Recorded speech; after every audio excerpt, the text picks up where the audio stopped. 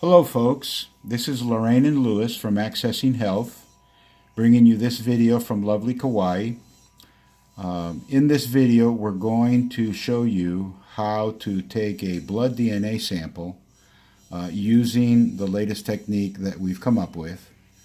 Therefore, what you're going to see here in this video supersedes any previous videos and any previous documents that you may have obtained from us. Here you'll notice a first generation remote. It's white. And here is the second generation remote. It's black. The only difference between these two remotes is the exterior plastic. That's it.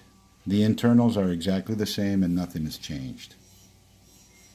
One of the big changes is instead of using a silicone plug, we've been able to obtain a cap that does a much better job of retaining the alcohol level inside the vial. And you can see that it is compatible with both the Generation 1 and the Generation 2 remote. When you receive a remote from us or a DNA replacement kit, the color of the cap may change. And as you can see here from this little box, there are many different colors. The other big change is we're using a swab that has the capability of holding a lot more blood, about twice as much as before. This is a sterile swab that we obtain here, manufactured in the United States, and it's very high quality. And once we get down to using it, you'll see that it will hold more blood, and it's also simpler to use. Okay? The part number on this is 25-3318-U. So if you have previous swabs from us, you can use them if you want to, but we really highly recommend that you use the swabs that you can obtain from us, that will come with any remotes that you purchase or with the DNA replacement kits. All right, this is the single-use pricker. This hasn't changed. This is also manufactured by a U.S. company. It's called the Unistick 3. Very, very nice. This is a little wood base that is used to hold the vial while you're in the process of taking the sample. It's made out of wood, and it's exactly a 1/4 inch hole. Okay. You'll also obtain from us a bottle, probably blue like this one, with a label that says 95% grain alcohol. But it won't have any alcohol in it, because 95% grain alcohol, also called 95% ethanol, requires a degree of handling and labeling for shipment that we're not prepared to comply with at this point. So you'll have to go out and get your own grain alcohol. This is a bottle that we obtained here on Kauai from a manufacturer called Clear Spring. We got it at a local liquor store downtown. Here you can see 95% alcohol or 190% proof. This is another brand here which is very popular called Everclear. This is a picture, and you'll see that it's only 50 milliliters. This is actually a very small bottle. It only contains 2 fluid ounces, less than 2 fluid ounces. While this one cost us $20 here on Kauai, mainland customers can obtain a bottle like this one of Everclear and other brands in this small presentation size for about $2.50 to $3. Okay? The other thing that doesn't come with the kit is a little box of puffs. And then down here we have an assortment of scissors and snippers. Any of these will work perfectly fine for the process of snipping part of the shaft of the swab, and you'll see that later in the video. All right? In particular, me, Lewis, I like the shears. They're easily obtainable on Amazon. Any of this is obtainable on Amazon, or your local hardware store, your local pharmacy, local drugstore. These are small wire cutters. They also, any of this works perfectly fine. So people can, is it okay people use a regular scissors? People can use a regular scissors. It's just, it has to be a good high quality scissors. Okay? You don't want a cheapo scissors because it's not going to be effective in cutting the swab. All right, so let's get started here. So the first step is I'm actually going to grab the wood base, bring it to the forefront here. Okay, and I'm going to pick out a vial with cap, and there's two ways you can open this. You can force your fingers sideways like I just did to open it. All right, and if you're not strong enough to do that, you can always grab a pair of scissors or the shears and just cut one side away to remove the contents. So I'm going to take the vial and I'm going to put it inside the base, and I'm going to put the cap over here next to it. All right, now I'm going to grab the dropper and I'm going to put, oh, let me say one more thing here. I'm working on a table that has a top made out of Formica. We do not recommend doing this on top of a wood table.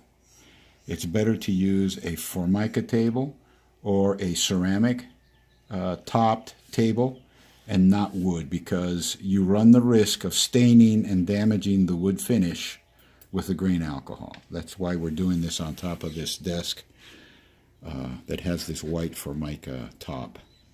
So here I'm just going to come over here and I'm just going to let drops of alcohol fall into the vial until it just fills up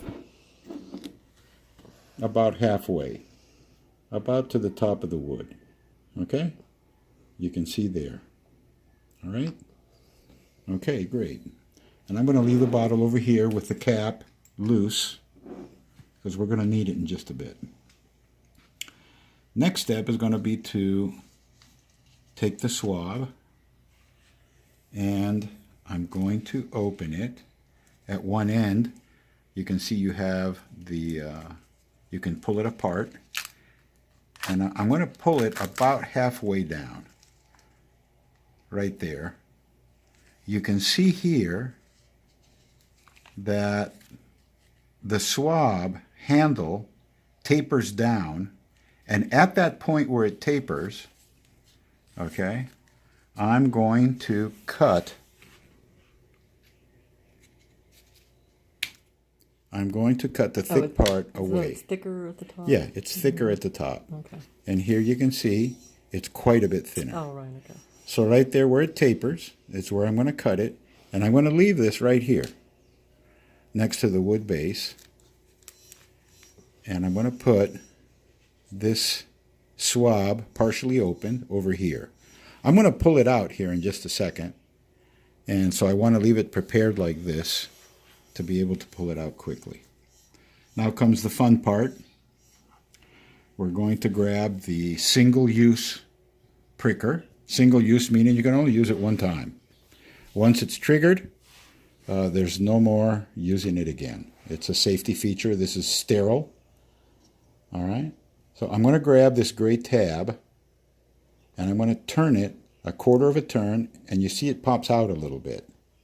Now I'm going to keep turning it to break it off from the internal assembly, and then I'm going to pull, and we don't need this. We're going to discard this. The pricker is now ready and armed. Okay? Very good. Now I'm going to grab a little puff. I'm going to put a little bit of alcohol on it, just like that, just a tiny bit, and I'm going to disinfect the finger that I'm going to use. All right. Do you want to explain which finger? Does it matter? It doesn't matter that much, but you know, your middle finger, that's a good finger to use. All right. Okay. On All the right. side of it. On the side. The target point is roughly right behind the nail and in front of the joint here of the finger, roughly this area. Okay. So what you'll notice about the single-use pricker is the face has a bunch of little stubs, and that helps to not feel the pain of the prick. All right, it actually makes it painless. So I'm going to push against my finger. All right, and I'm going to fire. And how do you fire it? What did you do to fire I pushed in on the handle here. that handle? Yes. That's right. All right. Okay. So now I'm going to pull the swab out. There it is. And I'm going to start collecting blood. This swab is capable of holding quite a few drops of blood, as you'll see.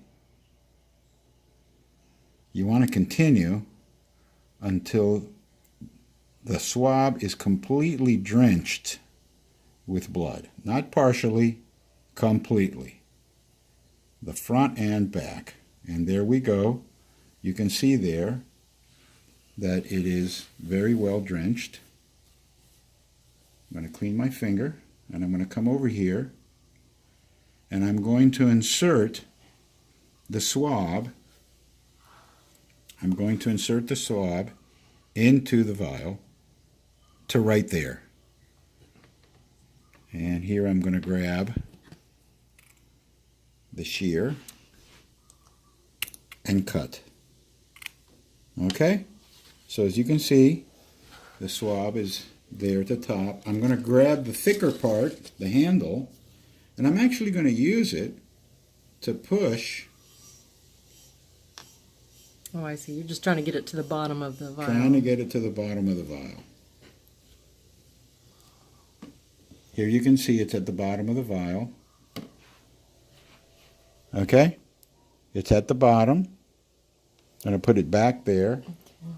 And now I'm going to fill the vial with alcohol.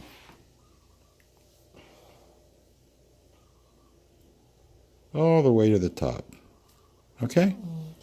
And I'm going to put, notice I'm going to put a few drops into the cap. Oh, interesting. All right? So now I'm going to put the cap over the vial and push down. Okay? The wood base makes it pretty easy. You can see that sometimes the cap will actually come up a little bit because of the pressure that's created, but that's okay. All right? So you All pick right. the whole. So you pick the whole thing up and then. Yeah, I just Okay. push it down. It's easier to do it that way. Okay. All right? And just, and there we go. It's ready. Can you see it there? Yeah, hold it up again. Okay, good. Okay. Okay. All right, so these are the different parts that I'm going to throw away. All right. We're going to dispose of this in the garbage. The pricker, the safety, the swab, handle. Okay. All right. And we're basically done here. We want to remember to close the alcohol, the little alcohol bottle. Okay. And this is ready to go into the remote. Either one of the two, it will fit perfectly fine. Okay, you can see there. And we're done. Alrighty. All right. Is that it? Do you have any questions, Lorraine? No, I think you did a great job. Okay. Okay, thank you. If you have any questions, call Louis or Lorraine. Thank you very much, and God bless you.